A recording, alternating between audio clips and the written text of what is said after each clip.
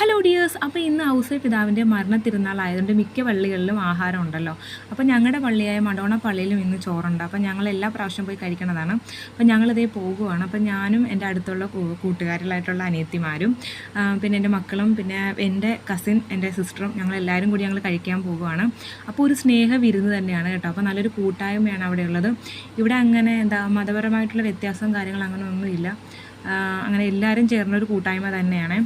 അപ്പോൾ നമുക്ക് കറികൾ തോരനുണ്ടായിരുന്നു, അവിയലുണ്ടായിരുന്നു, അച്ചാറുണ്ടായിരുന്നു, ഇഞ്ചിക്കറി ഉണ്ടായിരുന്നു, സാമ്പാറുണ്ടായിരുന്നു, പിന്നെ പപ്പടം, പഴം, പായസം. അപ്പം എല്ലാം കൂടി കൂട്ടി നല്ല സൂപ്പറായിട്ടൊരു ഊണ് തന്നെയായിരുന്നു കേട്ടോ.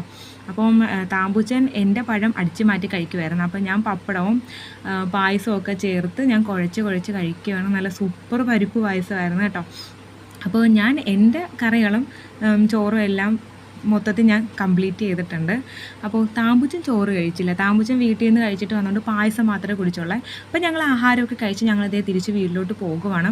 അപ്പോൾ പള്ളിയുടെ ഗ്രൗണ്ടിൽ തന്നെ ഒത്തിരി പച്ചക്കറികളൊക്കെ കൃഷി ഉണ്ടായിരുന്നു കേട്ടോ. അപ്പോൾ ചീരയെല്ലാം കുറേ ഉണ്ടായിരുന്നു. ഒരു കുറേയൊക്കെ ഇങ്ങനെ സെയിൽ ചെയ്യും.